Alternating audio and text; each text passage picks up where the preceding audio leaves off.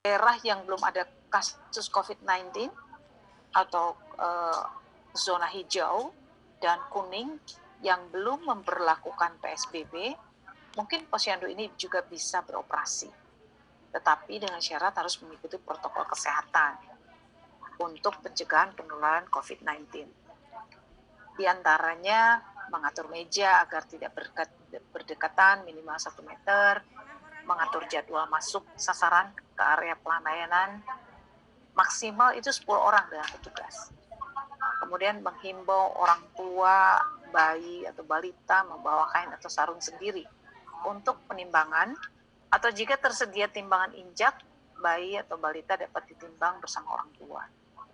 Kemudian menyediakan sarana cuci tangan pakai sabun di posyandu, cuci tangan pakai sabun dan air mengalir, Bapak Ibu. Anak yang imunisasi suntik diminta untuk menunggu di tempat terbuka sekitar area pelayanan selama 30 menit sebelum pulang.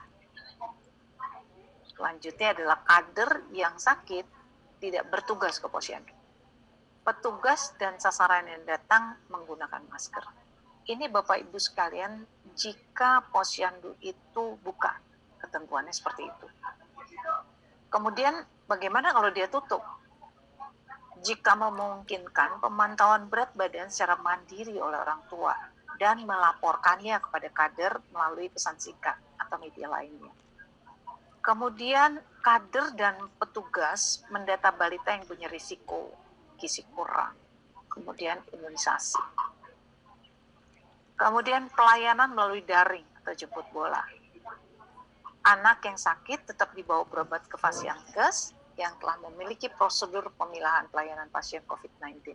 Jadi ini adalah ketentuan buka atau tutupnya posyandu. Hal ini mengacu kepada surat edaran Menteri Dalam Negeri. Ini pada bulan April kalau nggak salah. Oke, slide. Slide-nya tolong Mbak. Halo. Ya.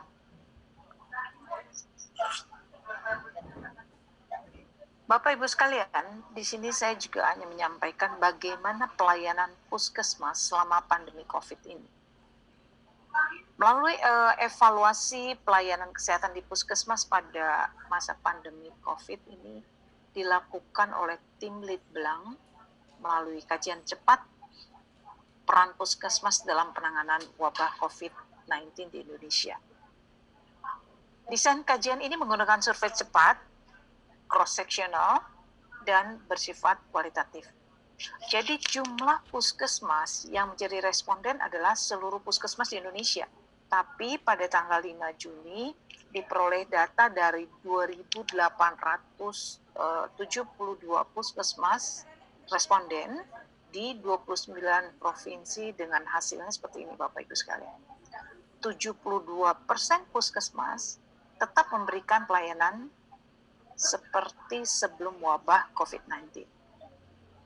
Namun terdapat 28% puskesmas memberikan layanan dengan pengurangan jam buka. Kemudian banyak puskesmas yang mengalami penurunan jumlah kunjungan, yaitu sebanyak 83,6% puskesmas. Penurunan jumlah pasien ini terutama terjadi pada zona merah, Bapak Ibu. Kemudian bagaimana dengan kegiatan posyandu? Hanya 19,2% puskesmas yang tetap melakukan. Sedangkan yang tidak melakukan 45,9%. Dan berkurang pada 34,4% puskesmas. Kemudian cakupan imunisasi ini masih tetap terkendali. Namun lebih banyak yang mengalami penurunan, yaitu 58,3%. Gimana dengan kunjungan keluarga? Itu tetap dilaksanakan oleh 16,2% puskesmas. Namun lebih banyak puskesmas yang kunjungan keluarganya mengalami penurunan, Bapak Ibu sekalian. Bahkan kadang-kadang tidak dilakukan oleh puskesmas, itu sekitar 39,3%. Puskesmas telah melaksanakan sebagian besar perannya dalam penanganan COVID melalui kegiatan prevensi, deteksi, dan respon. Untuk mengoptimalkan peran puskesmas tersebut, telah dilakukan peningkatan kapasitas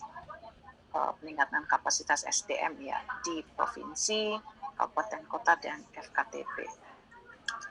Puskesmas mendapat bantuan dokter keluarga penanganan wabah COVID itu sekitar 10% puskesmas itu mendapat bantuan. Jadi kalau melihat hasil sementara capaian cepat di atas ini, kami menyimpulkan bahwa diperlukan optimalisasi pelaksanaan pelayanan kesehatan, terutama pelayanan untuk pemenuhan kebutuhan dasar kesehatan, baik di puskesmas, posyandu dengan cara yang efektif di masa new normal. Next slide.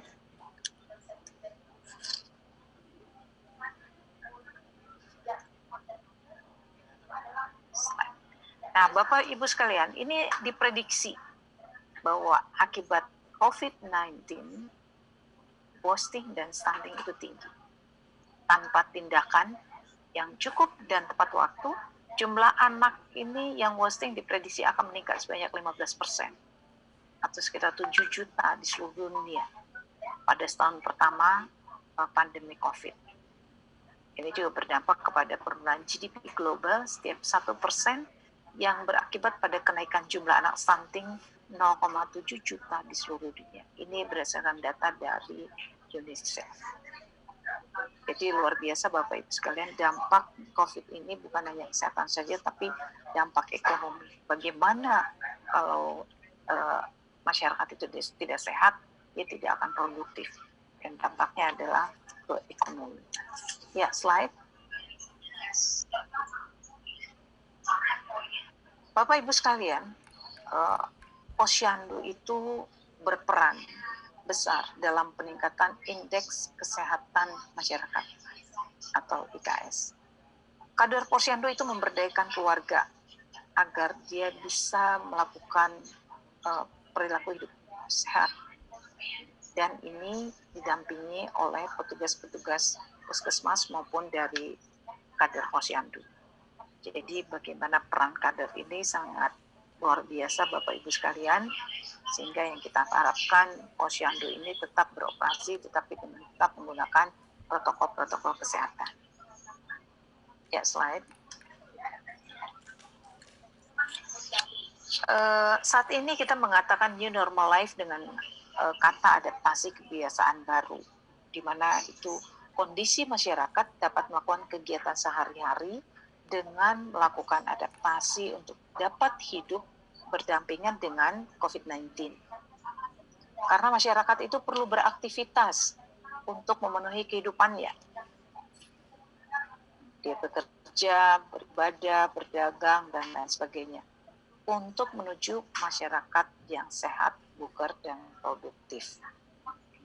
Karena itulah kita harus perlu ada peraturan baru yang mendukung itu, gaya hidup baru, kebiasaan baru. Kebiasaan lama kita yang tadinya nggak pernah pakai masker, kita harus jadi beradaptasi, harus menggunakan masker.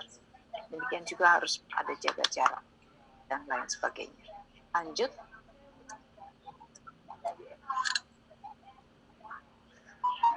Bapak Ibu sekalian, untuk mendukung adaptasi kebiasaan baru telah diterbitkan beberapa surat edaran terkait dengan protokol pencegahan penularan COVID-19. Salah satunya yang nomor 334 itu bagaimana protokol pencegahan untuk aparat. Kemudian kalau ada juga surat edaran Kemdagri tentang operasional posyandu dalam pencegahan COVID. Kemudian ada juga surat edaran Ditjen P2P tentang pelayanan imunisasi pada anak selama masa pandemi COVID-19. Ada juga surat edaran Ketua Umum TPPKK tentang kegiatan operasional posyandu. Ini tetap mengacu kepada surat edaran Kemdagri. Kemudian ada juga dari peraturan Kemenkes, itu tentang pedoman pencegahan dan pengendalian coronavirus disease COVID-19. Nah, saat ini sedang berproses Kepmenkes tentang operasional posyandu dalam adaptasi kebiasaan baru, yang kami harapkan akhir bulan ini sudah bisa diterbitkan. Ini adalah regulasi terkait dengan operasional posyandu. Ya, slide. Di sini kami sampaikan prinsip operasional posyandu pada masa adaptasi kebiasaan baru. Jadi ada hari buka dan ya ada posyandu yang harus tutup ataupun buka. Jadi hari buka dan pelayanan itu bersifat fleksibel karena harus mengikuti status daerah penyebaran COVID-19 di desa tersebut dan di desa sekitarnya. Contohnya kita tahu bahwa saat ini sudah ada zona-zona Bapak Ibu sekalian, zona merah, oranye, kuning, hijau. Jadi yang bisa buka adalah yang hijau. Tapi bagaimana dengan zona merah, oranye, dan kuning? Dianya juga bisa buka tapi dengan cara yang lain. Mungkin nanti akan kita bahas di selanjutnya. Kemudian memprioritaskan kegiatan mandiri oleh sasaran serta melaporkannya kepada kader. Menghindari kerumunan di posyandu, kita tetap harus jaga jarak Bapak Ibu sekalian. Kemudian mengutamakan konsultasi jarak jauh atau janji temu. Selanjutnya, hanya petugas dan pengunjung yang sehat yang datang pada hari buka posyandu. Jadi dalam pelaksanaannya, tetap menerapkan protokol kesehatan seperti jaga jarak, pakai masker, cuci tangan pakai sabun dan air mengalir, atau menggunakan hand sanitizer. Posyandu yang daerahnya berstatus zona merah, oranye, dan kuning tidak perlu melakukan hari buka posyandu, namun tetap menggerakkan masyarakat untuk melakukan kegiatan secara mandiri. Kegiatan yang dilakukan secara mandiri ini harus dilaporkan Bapak Ibu sekalian kepada kader posyandu untuk dihitung sebagai cakupan posyandu.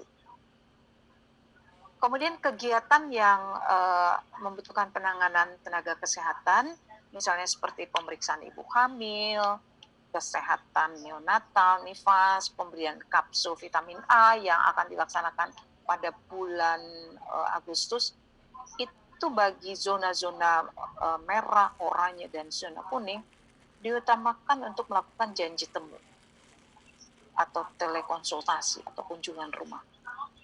Setiap bulan, petugas puskesmas mengambil data pencatatan kader melalui media daring dan melakukan penghitungan cakupan posyandu. Ini untuk penghitungannya.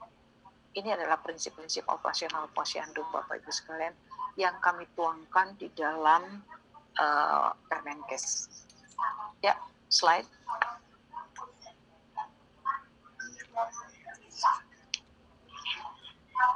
Nah, apa yang harus dilakukan pada sebelum hari buka posyandu? Kader ini harus berkoordinasi dengan pemerintah daerah, kelurahan, atau gugus tugas. Mereka katakan boleh apa enggak sih? Boleh buka atau enggak? Zonanya zona apa nih? Merah, kuning, oranye, atau hijau. Kemudian kader yang bertugas itu harus sehat. Kami himbau Bapak Ibu sekalian, kader yang berusia di atas 50 tahun itu tidak bertugas pada hari buka. Nah, kita tahu ini cukup risiko. Dan di sini lagi ada pembagian tugas antara kader.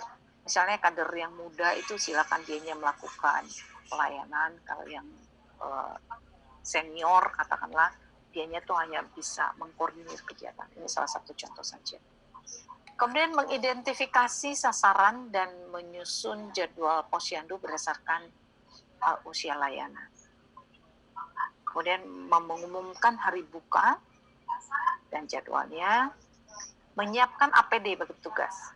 Karena kita tahu semua kader harus melakukan menggunakan APD, alat pelindung diri, masker, face shield, dan juga kami himbau kader yang bertugas itu harus menggunakan baju lengan panjang.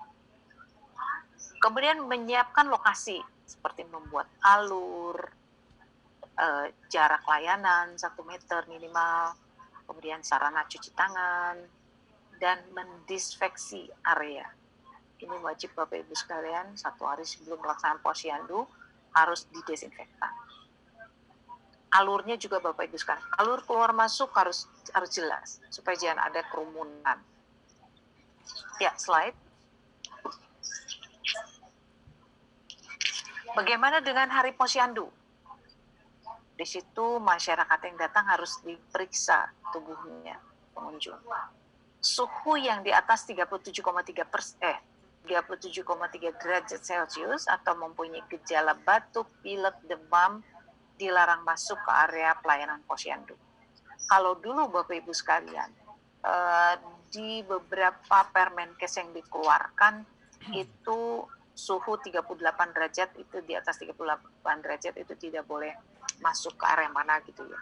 Tapi dengan waktu berjalan, akhirnya disimpulkan 37,3 derajat. Itu di atas itu tidak boleh masuk ke area posyandu. Kemudian sebelum memasuki area posyandu, melakukan cuci tangan pakai sabun dan air mengalir atau menggunakan hand sanitizer, dan jangan lupa kader itu harus menggunakan APD, masker, face shield, dan kader itu diimbau menggunakan baju tangan panjang Bapak Ibu. Kemudian layanan tetap dilakukan dengan sistem 5 langkah. Selanjutnya di area pelayanan posyandu tidak lebih dari 10 orang. Itu 10 orang petugas dan pengunjung Bapak Ibu sekalian. Jadi harus betul-betul dipantau dengan baik. Sasaran yang mendapat layanan imunisasi diminta untuk menunggu di area dekat jalur keluar selama 30 menit. Tujuannya supaya diatur supaya tidak ada kerumunan aja sih Bapak Ibu sekalian.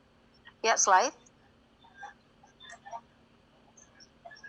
Apa yang dilakukan setelah hari posyandu? Kader itu melengkapi pengisian pencatatan hasil pelayanan. Kemudian mereka juga melaksanakan kelas ibu hamil dan kelas ibu balita dalam bentuk daring, online, atau pertemuan dengan membentuk beberapa kelompok sasaran, tergantung situasi Bapak Ibu sekalian. Kemudian melakukan surveillance kesehatan berbasis masyarakat. Melakukan kunjungan rumah, terutama sasaran yang berisiko.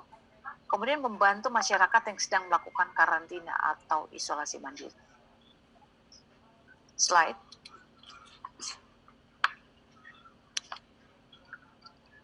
Bapak Ibu sekalian, di sini kami sampaikan alur kegiatan hari buka posyandu. Jadi ada pendaftaran seperti biasa, artinya tetap dilaksanakan dengan 5 langkah: pendaftaran, penimbangan, pencatatan, penyuluhan. Dalam penyuluhan ini diinsertkan Bapak Ibu sekalian tentang edukasi pencegahan COVID, kemudian pelayanan kesehatan. Nah, kalau ada terjadi pelayanan kesehatan, ini diutamakan konsultasi jarak jauh atau janji temu. Bapak Ibu sekalian, dalam hari buka posyandu tetap mengoptimalkan penggunaan buku KIA untuk pelayanan kesehatan balita pada masa pandemi COVID-19 ini. Ya, slide.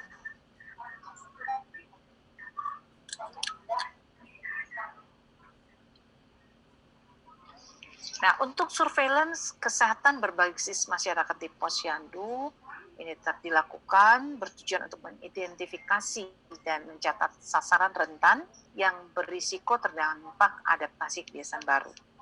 Kegiatannya adalah pengamatan dan pemantauan penyakit, serta keadaan kesehatan ibu dan anak, kemudian gizinya, lingkungan, dan perilaku yang dapat menimbulkan masalah kesehatan masyarakat. Dilakukan juga pelaporan cepat kurang dari 24 jam kepada petugas kesehatan untuk respon cepat. Kemudian pencegahan dan penanggulangan sederhana penyakit dan masalah kesehatan, dan pelaporan kematian. Lanjut. Nah, untuk penghitungan statanya Bapak Ibu sekalian. Penghitungan strata posyandu pada masa adaptasi kebiasaan baru itu tetap dilakukan dengan berpedoman pada indikator strata posyandu. Pada saat kondisi normal, cakupan posyandu dihitung berdasarkan layanan yang diberikan pada saat hari buka.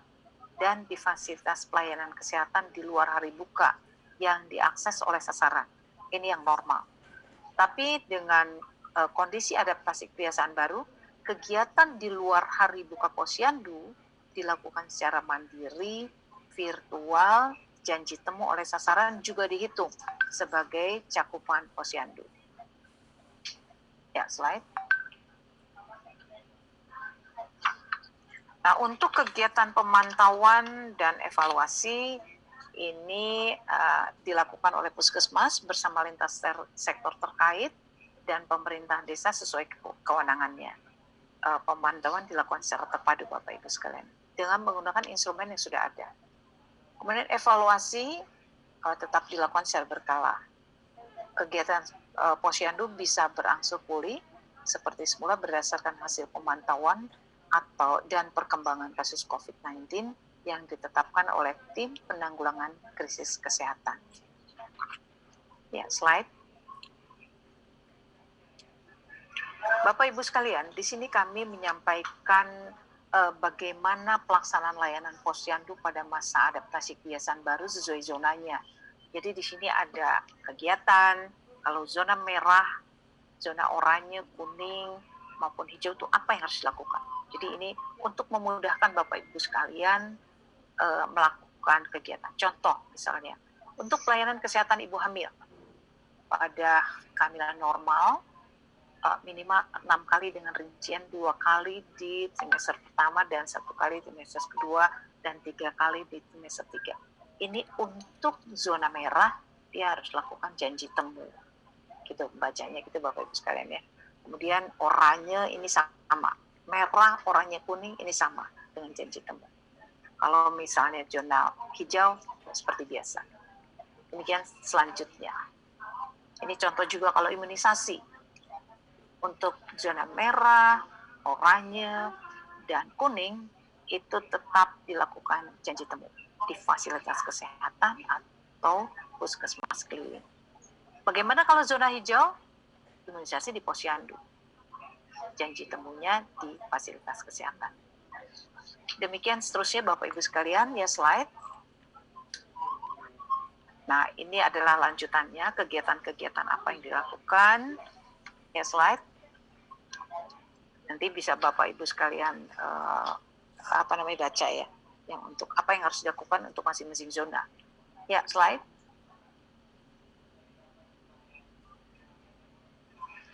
Nah, ini hanya refresh saja Bapak Ibu sekalian. Ini adalah media-media yang Direktorat Promosi Kesehatan telah keluarkan yang bisa digunakan oleh Bapak Ibu sekalian. Mungkin bisa masuk ke web Promkes karena di situ banyak berbagai media, terutama untuk yang adaptasi kebiasaan baru. Ini bisa digunakan, digandakan secara langsung oleh teman-teman di daerah. Ini adalah pesan-pesan kesehatan. Ya, slide.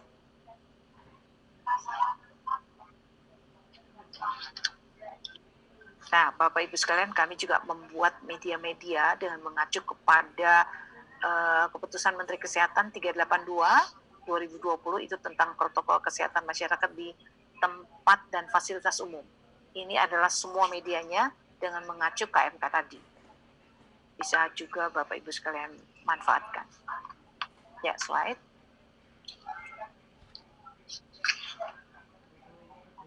Slide Bapak Ibu. Ya, ini juga media-media lainnya. Mungkin itu saja Bapak Ibu sekalian yang bisa saya sampaikan terkait panduan operasional posyandu pada masa adaptasi kebiasaan baru. Kiranya Permenkesnya juga segera keluar dan akan segera kami sharing ke Bapak Ibu sekalian. Walaupun sekarang masih dalam finalisasi, tapi kami sangat berharap ini tidak akan ada perubahan yang cukup signifikan. Sekian Bapak Ibu sekalian, terima kasih. Wassalamualaikum warahmatullahi wabarakatuh.